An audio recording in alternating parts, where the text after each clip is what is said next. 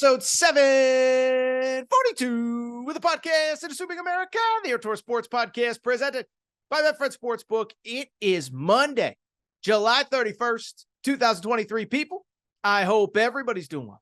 I hope everybody is having a great day. We got ourselves a jam-packed, busy Monday episode of the Aaron Torres Pod. Here's what you need to know. Friday's show, we obviously talked about realignment in the Big 12 and the Pac-12. Today, I think there's a couple new twists we got to hit on. I believe there is a new favorite to get the next spot in the Big 12, so we'll discuss that, what it means for all the other schools, what it means for the Pac-12, a lot of moving parts that I don't know if they're going to get settled anytime in the next short amount of time. From there, a quick break, and we'll come back. Don't do a ton of high school football recruiting on this show, but Hugh Freeze is unbelievable. Auburn's class is on fire. He picked up another 5-star commitment this weekend, and it just proves, as I told you, all November, December of last year, this was the right man for the Auburn job. Finally, we'll wrap a little bit. John Ruiz. Remember him? Miami booster, NIL. Yeah, he's in big trouble. Kind of just like I told you he'd be. So we got a lot of ground to cover. It is a busy, busy, busy Monday here in late July. By the way, tomorrow it's game month. It's August. We get football this week with the, with the Hall of Fame game, and college football is right around the corner. So let's not waste any more time. And let's get to the topic of the day. The topic of the day, bluntly, isn't really the topic of the day as much. It's really just the topic of the moment in college sports. And that is the present and future and the never-ending realignment that is coming specifically with the Big 12 and the Pac-12. And on Friday's show, if you listen, we did, and I got some great feedback, so thank you to all you guys and girls who reached out to me. But we did kind of a 30,000-foot view of, okay, where are we right now? The Big 12 has taken Colorado. They are now at 13 schools. Do they go to 14 schools? Do they go to 16 schools? Who would it be? We talked about individual schools like UConn, like Arizona. What would be next for Oregon and Washington, who seem to be tied at the hip? And so on Friday, we did that big recap. But I do believe that over the weekend, the winds have started to shift a little bit. Things are starting to clarify a little bit. And so I kind of want to do an update. And I don't plan on doing Big 12, Pac-12 updates every single episode of this show. But it remains the biggest story in sports, and it remains an ever ongoing thing. And as I get new information, I'm going to share it. So let's start with what we know, what we learned over the weekend. I spent a bunch of time on the phone with contacts and people that I know in the business, and other reports have come out, whatever. But let's get into what we've learned over the last couple of days since Friday's show. And I'd start by saying this, is that before we can even talk about any individual schools, individual teams, we need to answer the fundamental baseline question of this. Is the Big 12 going to stay at 13? They're certainly not. So will they go to 14, or will they go to 16 and match the same number of schools as the Big 10 and the SEC will have next year? Remember, the Big 12 will be at 14 this year with Texas and Oklahoma. They leave, Colorado comes in, but the 14 versus 16 debate is very important for one simple reason, right? If it's 14, it means that there's a lot of schools angling for one spot in the Big 12, and then everybody else is kind of SOL, if you know what that means. If it's 16, though, it changes the dynamic. Then you can take a couple Pac-12 schools and a group of 5 like UConn. UConn's not really a group of 5. They are in football. You can take the 3 corner schools, Arizona, Arizona State, and Utah. You can take Arizona, Washington, and Oregon if the opportunity presented itself and Oregon and Washington were interested. And so I bring it up because 14 versus 16 changes everything. 14 is one school, whatever. 16 probably means multiple Pac-12 schools are out, and the Pac-12 is now hemorrhaging team after team after team after team, and there might not be a future for that league as well. Well, I guess if you're looking for any sort of silver lining for the Pac-12, it does appear as though all accounts this weekend, the Big 12 is going to stay at 14 schools. And I don't know that this is totally surprising because, and by the way, when I say 14, what I mean is they're taking Colorado, they're going to add one more, So that will be staying at the 14 that they have this year, just will be a different set of schools. But to me, ultimately, this isn't very surprising because of something that the commissioner himself, Brett Yormark, said a few weeks ago. If you remember, at Big 12 Media Days, Brett Yormark, he did the main podium interview where he said, look, we're happy with our 12, but we'll continue to evaluate, and it's up to the board and blah, blah, blah, and this and that. But then he did a separate interview with On3 Sports, and I referenced this on this show, and I tweeted about it on this show. And what I said at the time was Brett Yormark was asked a very specific question, and I don't know if he wanted it framed this way. Sometimes I'll tell you is that sometimes a savvy person will lead an interviewer into a question, but he was asked specifically about getting back to 14 teams post Texas and Oklahoma. And he said point blank, I will be disappointed if we are not back at 14 schools within the next year or two.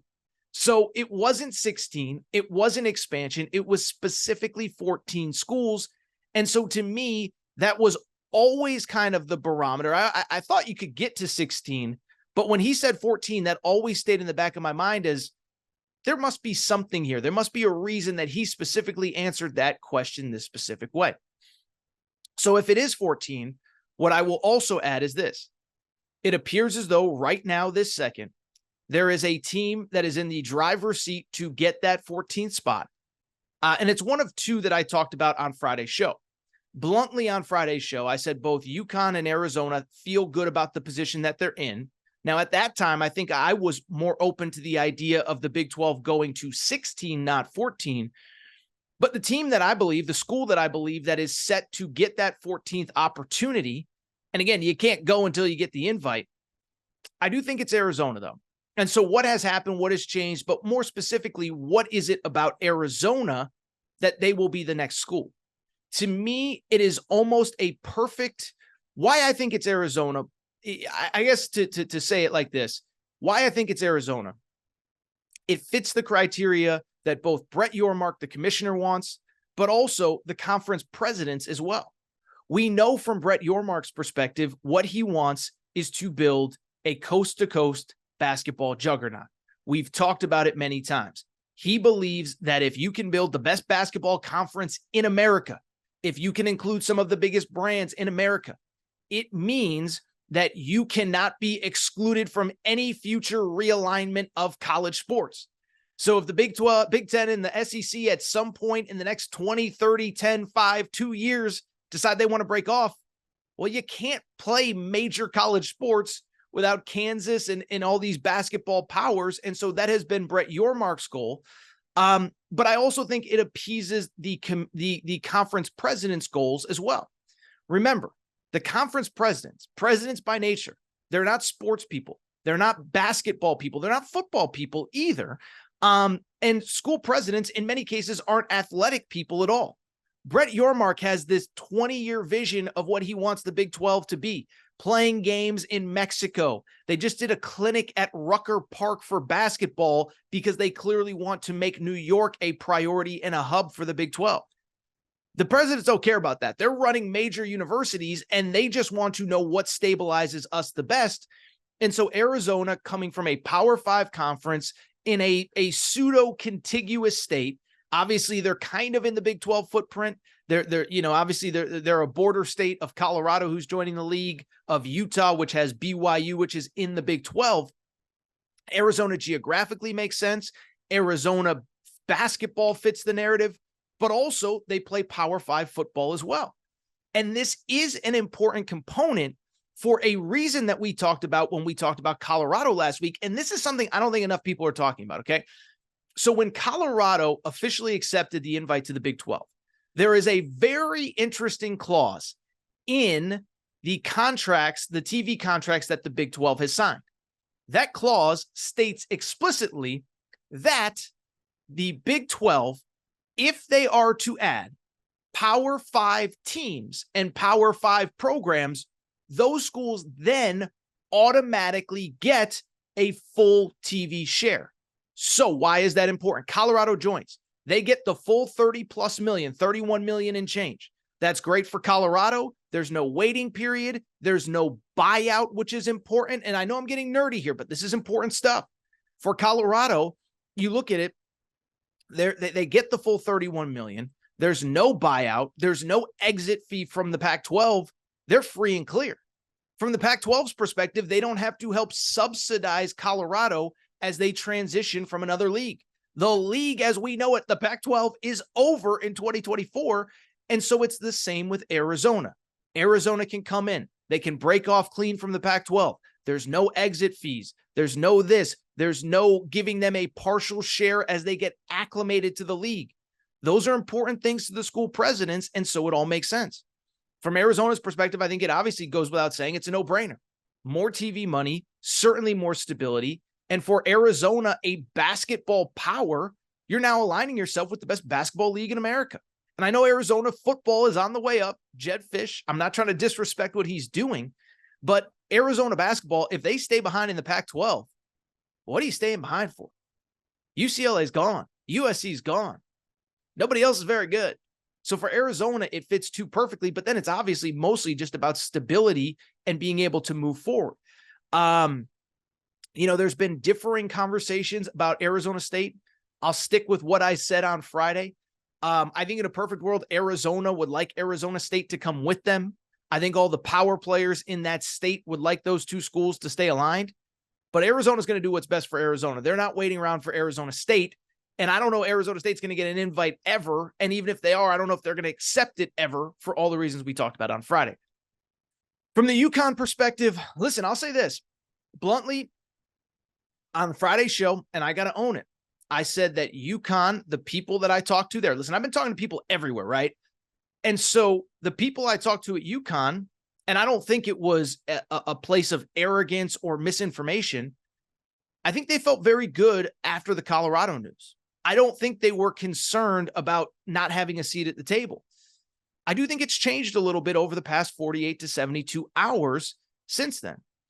From the UConn perspective, listen, by the way, for the record, I don't think UConn's done anything wrong. Everybody, there's a big thing on social media about UConn football, this and that. And it's not because I like Jim Mora and I've had him on the show and I think he's really good at what he does. But UConn, there is a history. You put them in a power conference with power resources. They sell out their stadium. They win. They go to big bowl games. They win bowl games. Like this is a team that can compete in a power conference. So I think UConn's done everything right. They've upgraded all the facilities, new baseball stadium, softball. This is all good stuff. But from UConn's perspective, what this simply comes down to, in my opinion, is a disagreement between Brett Yormark, the commissioner, and the school presidents, as we just talked about with Arizona. I don't think there's any doubt that if it was up to Brett Yormark unilaterally, if he just made all the decision, if he just rubber stamped everything, boom, boom, boom, boom, UConn would be probably already have an invite and have already accepted.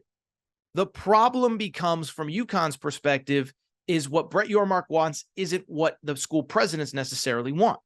Brett Yormark, remember, this is a guy, we've talked about it a million times, so I'll be quick here.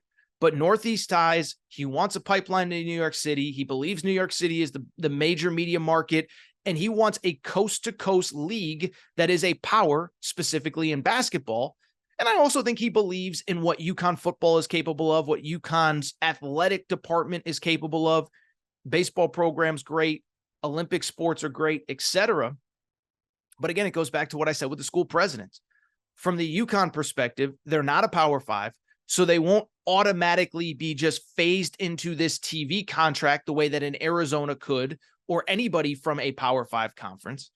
And then beyond that, UConn does have a buyout of $30+ million from the Big East if they decide to leave.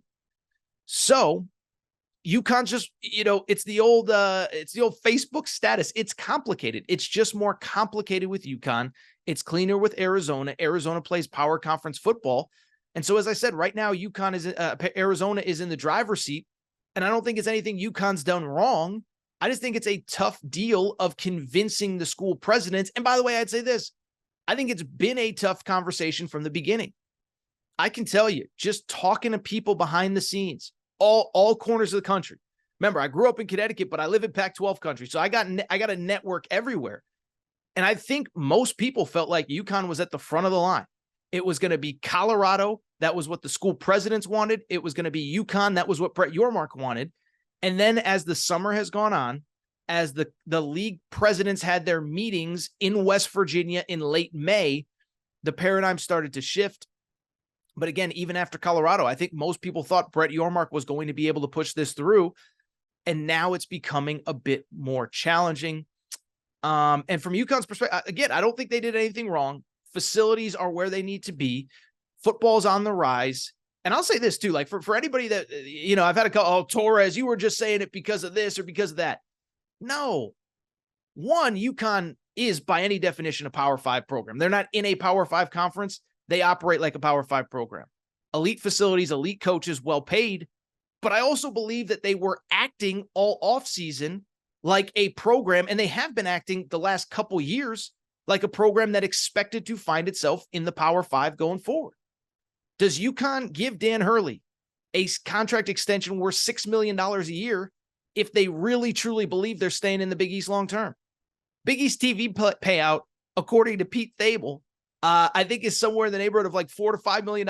So you're going to pay your basketball coach $6 million, only making $4 million in TV revenue. No, UConn has been operating as though they are expecting to get into a power league. I'd mention this too, by the way, just so it's clear, Dan Hurley deserves every penny he gets. So I hope that doesn't sound like I think it was a bad contract. It was a great contract. You got to pay a national championship coach, national championship coaching money. That's what they did. But they've been operating as though they're expecting to get into a Power 5. And right now, things are a little bit more kind of fluid than I think they were even 72 hours ago, 96 hours ago, when Colorado announced that they were leaving. I think from everywhere else, I don't think much else really has changed. I gave the Arizona State thing. Anybody who thinks that Arizona is going to stay back to help Arizona State, in a perfect world, I think they'd like to, but I don't think they're going to. Utah might be the biggest loser here. BYU's kind of got that market cornered. I don't think BYU's keen on bringing in Utah. Utah, I don't think, is keen on following BYU either. Oregon and Washington, they're kind of doing their own thing. Maybe some point down the road, the Big Ten gets interested. But I have said from the day that USC and UCLA left, if the Big Ten wanted anybody else from the Pac-12, they would have taken them. The fact that they didn't, I don't think changes anything. Now, maybe, I don't know, new commissioner, things change. I don't know. I still can't totally figure out what's going on with Oregon and Washington. I will say this, though. Pac-12 can keep Oregon, Washington, and Utah. That's not a terrible football conference, but there's just a lot going on. Finally, I want to say one last thing, because I will say this, is I've seen a lot of conversation about the missteps of the Pac-12.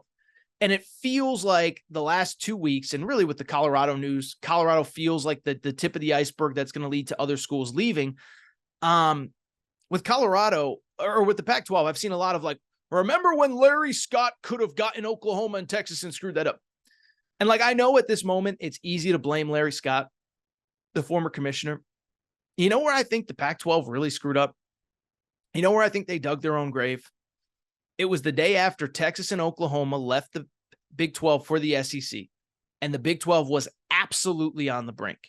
And if you remember at that point, there was talk of the Pac-12 adding teams, and the Pac-12 basically said, we're good. And whether it was because the commissioner couldn't see the forest through the trees, couldn't understand the bigger picture of college sports, or that he couldn't convince his presidents to get on board, that to me was the day that the Pac-12 unofficially died. Because from there, you opened yourself up with 2 years at that point left on a TV deal. You open yourself up for the Big 12 to regain. Then, of course, the Big 12 gets its TV deal done. And then you end up in a scenario, there's no TV money to go around.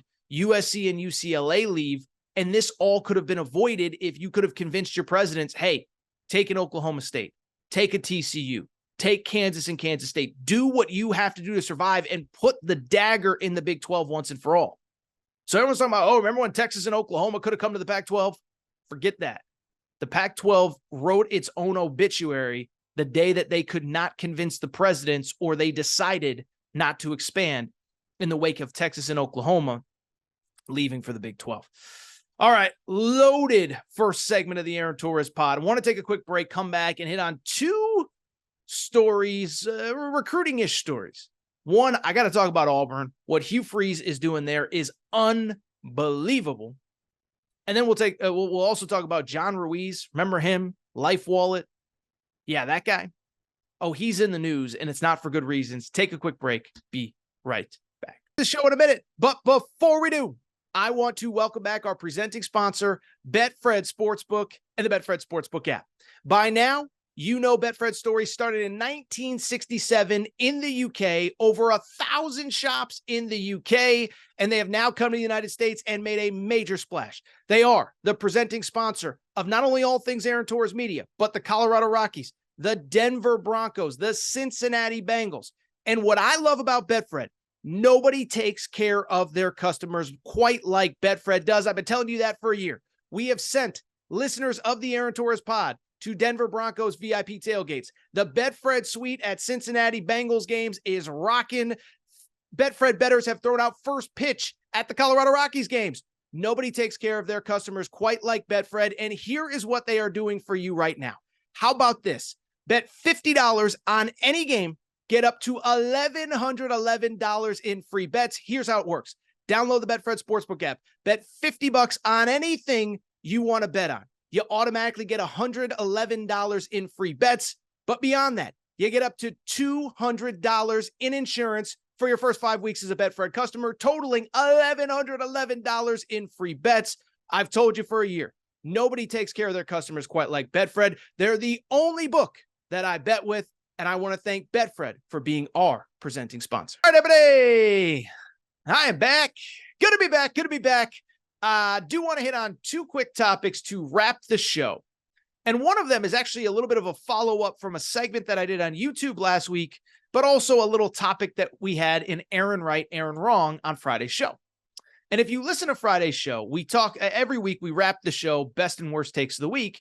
And one of the things I talked about was what Hugh Freeze and Auburn had up until last week done in recruiting. If you remember, I referenced that earlier in the week, I think it was last Thursday, there was a 5-star linebacker named DeMarcus Riddick who had been committed to Georgia, who decided last week to flip to Auburn. And I said, where Aaron was right, this is proof that I told you, Hugh Freeze knows what it takes to get it done at the highest level of the SEC. Said since the day the job opened, he was the guy they should go get. And so it was a good, solid recruiting win for Hugh Freeze and Auburn. And I get, by the way, one 5-star linebacker doesn't win you national championships, SEC championships, doesn't win you games, but it was a good sign of what was coming. But here's the crazy part, and this is what I want to talk about now. If you thought one little ho-hum 5-star linebacker, oh, that's good. That's great. Yeah, he was committed to Georgia. But how about this? Did you see what Hugh Freeze did this weekend in recruiting? Okay, so this weekend was a major recruiting weekend across the country. Most every program had big planned, scheduled recruiting visits from multiple players in the 2024, 2025, 2026 classes that they are recruiting. And so Auburn had theirs. It's called Big Cat Weekend, which, by the way, is the coolest nickname ever for a recruiting weekend. And I know it goes back a long time with Gene Chizik and all that, but it's still cool. But Auburn brought in most of their priority recruits this weekend. And one of them was a player named Perry Thompson. He is a 5-star wide receiver from the state of Alabama. Was, wink, wink, if you know where I'm going with this, committed to Alabama, the number 14 ranked player in the country, according to 24/7 Sports. Well, at Big Cat Weekend, on the campus of Auburn University, over the weekend, Perry Thompson, 5-star wide receiver, number 2 wide receiver in the country, had been committed to Alabama. He decides to flip to Auburn. So how about this for Auburn? Hugh Freeze. This is now the second 5-star player that they have gotten in the last week after, oh, by the way, they hadn't signed a 5-star since the 2019 recruiting cycle. And how about this? Their average player ranking. Now, they don't have a ton of commitments, but the average player ranking actually has them at number 4 in the country, behind only Ohio State, Alabama, and Georgia. And so once again, And we talked about it, and we're going to get into some details here. But I told you months ago, when Hugh Freeze was a candidate for the Auburn job, this is the guy they needed. They get him, and it's already paying dividends. And what I'd say about Hugh Freeze and Auburn really quickly, I don't think Freeze has really gotten the credit on the national scale that he deserves, because up until this weekend, I don't know that he had that major splash that put everybody on notice, okay? But what he's slowly been doing, right? What do college football coaches talk about all the time? Stacking wins on top of each other, stacking W's. It's not about one player. It's not about one workout. It's not about one good practice. It's about doing it repetitively over and over and over and over again. It's basically all Hugh Freeze has done since he got the job in whatever it was, late November, early December. First off, I think it's worth noting, his 2023 high school recruiting class ended up being ranked right around, I think, 18, 19 in the 24/7 Sports rankings. And if you just look at that in a vacuum, you'd say, oh, who cares? You know, if you have the 18th ranked recruiting class in the country, that's probably the 6th, 7th, 8th best recruiting class in the SEC. And the 18th ranked recruiting class in the country isn't going to beat Georgia and Alabama. But what I would say to that is, it's the old saying, it's not where you start, it's where you finish. And to understand why having the 18th ranked recruiting class in the country is impressive, you have to know where Hugh Freeze started, which is this. When Hugh Freeze took over at Auburn, the Auburn recruiting class was ranked in the 60s nationally. The 60s. Auburn should never be ranked in the 60s, but Brian Harsin, we all know, and we'll get to it in a minute in depth, basically didn't recruit when he was at Auburn. Then he gets fired, whatever. Hugh Freeze took over a class in the 60s, and in like 5 weeks, got it into the top 20, flipped a kid that had been committed to Ohio State, flipped a kid that had been committed to Florida State, that had been committed to Miami, that had been committed to Tennessee. And so he has a top 20 class when it's all said and done. That was the first sign that, okay, this guy gets it. Second step, by the way, the portal class is through the roof. And I know that if you look at a portal ranking, Colorado and Deion Sanders are ranked number 1 in most of those rankings. And by the way, deservedly so. Colorado brought in a lot of good players, but they also just brought in a lot of players. And I would argue that while it hasn't been as flashy as what Coach Prime has done at Colorado, what Hugh Freeze has done has been just as impressive. What Hugh Freeze has done in the portal is slowly rebuilt through, he's slowly rebuilt. He's done it more quietly. He's done it with fewer players, but he has really targeted areas of need. This was a program that needed depth at quarterback, that needed depth at O-line, at wide receiver. What does he do? He signs Peyton Thorne, former quarterback from Michigan State when they won 11 games a few years ago. He adds, I would argue, 4 starting quality offensive linemen in the portal, 4 of the best offensive linemen available. He adds a bunch of wide receivers. Jair Shorter, all-conference USA player at North Texas. Caleb Burton from Ohio State. So he's done it in the high school recruiting class. He's done it in the portal. But I really do think that the 2024 recruiting class was going to be the one that we ultimately judged Hugh Freeze on, right? Because you come in late in 2023, you can't make up ground. But in 2024, if you're good, that first full cycle when you're on campus, that's the sign of a coach that gets it. And really the best coaches. I mean, even go back to last year, criticize whatever. But Miami, Mario Cristobal, first full cycle, top 10 or so class. Go back to Steve Sarkisian's first full cycle, really good class. And that's where Hugh Freeze is trending right now. Now, I don't know if it's going to end up as a top 10 class because I don't know how many players he's ultimately going to end up taking. But as I said, 2 5-stars in this class, headlined by Perry Thompson, who committed this weekend, and the number 4 overall class in terms of player ranking. Remember, that is an important analytic to study and to follow. Every school signs a different number of players. So you might have the number 8 ranked recruiting class in the country, but you might have signed 29 players to get there. Well, right now, Auburn is like 16th or 17th in the country, but it's because they've only gotten commitments from a handful of players. And so we'll see how this class wraps up, but this is going to be, in terms of the average player ranking, probably one of the top 10 classes in the country. Now, in terms of a couple things, let me, what do they say? Let me just get it out of the way before I can even see the YouTube comment section. One, I already got, when I mentioned DeMarcus Riddick, oh, they're all going to decommit by signing. And listen, what I would say is this.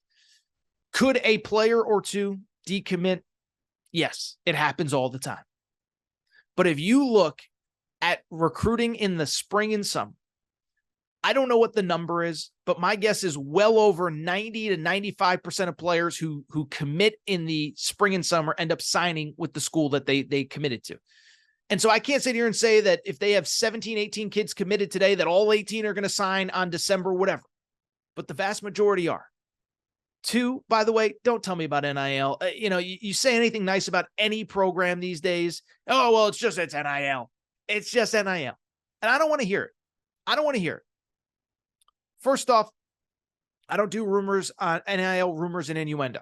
Now, if you have a booster like John Ruiz coming out telling you exactly how much you're going to pay, that's a different conversation. But I didn't accuse A&M of anything a few years ago. I didn't accuse this school. I didn't accuse that school. And with Auburn, I'm not going to accuse them. Two, it's the SEC. Everybody's got NIL. And by the way, you know who had NIL last year? Was Auburn. And Brian Harsin wasn't getting players like this. And so what this says to me is exactly what I just said. Hugh Freeze is the right guy. And maybe as importantly, the last staff was not the right staff, or more specifically, Brian Harsin, the former head coach, was not the right head coach. Because it's crazy, right? Listen, one thing I don't like to do in general, when one coach has success and he's taken over, I don't like to go back, oh, that guy was the worst. Now, in some cases, it's obvious. You see USC in year one under Lincoln Riley, it makes you realize how bad Clay Helton was. Whatever. And it's kind of the same with Brian Harsin. I don't know the guy. I don't dislike the guy. But you talk to anybody who covers recruiting, covers college football, covers the southeast portion of the country, they'll tell you this guy just didn't even want to recruit. We talked about it at the time. They said recruiting wasn't a priority for him and his staff. And I've used the analogy before. I said, that's like me going to my wife and saying, sweetie, I love you. But communication, I'm just not that into it. We're just not going to communicate. I'm not going to try. It's the bedrock of a relationship. It's the bedrock of a marriage. And it's the same with recruiting in college football. You want to hear a crazy story? This kid, Perry Thompson, 5-star from the state of Alabama, did not have an offer from Auburn when Brian Harsin got fired. I'm sorry. That's malpractice. And it speaks to me what a mess that place was before and what the direction that it's going in under Hugh Freeze. Now, again, does not happen overnight. You are not going to become a college football power in one recruiting class. We've talked about it a million times. It's one of the reasons I don't talk a ton of recruiting, because recruiting isn't about one player. It isn't about one recruiting class. It's about doing it 2, 3, 4 years in a row at an elite level so that you can build a roster comparable to Georgia and Alabama and maybe Ohio State. That's why Michigan, as good as they've been, they don't recruit the same caliber of player. They've gotten to the playoff 2 years in a row. They haven't been able to close the deal. It's why Penn State's always on the outside looking in. It's why Lincoln Riley was always great on offense, but never had the total bodies on defense to get the job done. Why Brian Kelly left Notre Dame for LSU, because I just can't recruit the caliber of players I need to win at the highest level. And so 1 5-star and even 2 5-stars in a week doesn't guarantee anything for Auburn. But it proves to me, again, Hugh Freeze, right guy, gets it, gets what it's about, and most importantly, he gets what it takes to win in the SEC. If you're going to show up and you're going to think that it's going to recruit itself because you're wearing that AU on your chest, no, it's actually the exact opposite. You know who's the best recruiter in the SEC? Either Kirby Smart or Nick Saban. And you know what they also do? They also coach them up on during the week, coach them up on Saturdays. They scheme well. They're talent developers.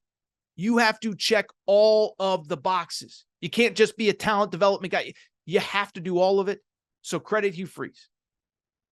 We'll see what happens on the field. I'm optimistic. I'm bullish on the Auburn Tigers. But I also believe, listen, we can only go based on today. And today, Hugh Freeze is cleaning up in recruiting. Finally, I just mentioned him very quickly. Did you see what happened with John Ruiz over the weekend? Okay. So John Ruiz, for people who the name sounds familiar, but you can't quite piece it together. He was the Miami super booster who a few years ago on social media. So what did I just say? I don't do rumors and innuendo on NIL, But when a booster puts out how much he is paying an individual recruit, that's a different conversation. And this was the guy, John Ruiz, a few years ago, if you remember, went on Twitter. I remember exactly where I was when I saw it, and said, welcome Nigel Pack to Miami. He has signed a 2-year, $800,000 deal with LifeWallet, my company, to represent me in NIL. So at the time, it was just stunning, right? It was just like, oh, wow. So that's the going rate of an elite recruit in the transfer portal. By the way, Nigel Pack, little fun fact, in the lead up to that commitment, he's an Indiana kid. Everybody thought he was going to Purdue. Doesn't go to Purdue. Everyone's like, oh, Miami, that's different. Well, and then we find out why. And by the way, it worked out very well for Miami. Nigel Pack was an important part of the school's first ever Final Four run. But at the same time, if you really dug into this John Ruiz guy, you kind of just said, something's not really right. Had run-ins with the past, previous companies, whatever. And listen, anybody can write one check. Anybody can write 2 checks. But this was a guy that was saying, I'm going to commit $10 million a year to NIL every single year. Well, it turns out that, as we all kind of probably saw coming, John Ruiz isn't exactly the guy that he claimed that he was. How do we know? Well, a Miami Herald report peeled back the layers on him and what he's about. And here are among the things that we found out about John Ruiz over the last couple days. He is a guy whose company made $23 million last year, according to tax returns. That sounds great on paper. Here's the problem. They were projected to make $992 million. So they fell short like 99.6% from their projections. Oh, by the way, he's facing multiple lawsuits. Multiple companies claim that he owes them millions of dollars. He's being investigated by the SEC. No, that's not a realignment topic. I'm talking about the Securities Exchange Commission. And also, his company, their stock is currently selling at 25 cents a share. I'm not much of a trader, but I know that ain't very good. And so listen, I'm not going to do like a 15-minute segment on this. It just speaks to the fact that, like, you know, this was just something you could just see coming a million miles away. This is just something that you could see a million miles away. I don't know if it's just because I'm getting older. I don't know what it is. But as we all get older, can't you kind of just smell? Can't you just, BS is in the air and you can kind of just smell it? I mean, that's kind of what it was with this guy. There was always something up. You know, they say the scared dog barks the loudest, whatever the narrative is. And I just always looked at this guy and said, there's something not right. And maybe he gets it done for one player, one recruit, one season. But he has a history. If you go back and look, he's had problems, previous companies, all that good stuff. I just sit there and say, you know, I'm not sold. I don't know. I don't know what else to say. Is that the only thing I can really say is that I never believed in this guy. The NIL space is changing quickly. I don't think this is going to be a one super booster kind of business. I think it's going to be about creating sustainable revenue models, multiple people, multiple businesses, true NIL, truly creating value for other companies. John Ruiz, as this story unfolds, we'll continue to discuss it, but a wild, wild, wild story. All right. I think that's it for this episode of the Aaron Torres Sports Podcast. I do think it is time for me to get out of here. If you're not subscribed to the show, please make sure to do so. Apple, Spotify, Amazon Music, Google Music, wherever you listen to podcasts, make sure to subscribe. Also, make sure to rate and review the show. Go ahead, give us a quick 5 stars. Let us know what you like, what you don't like, all that good stuff.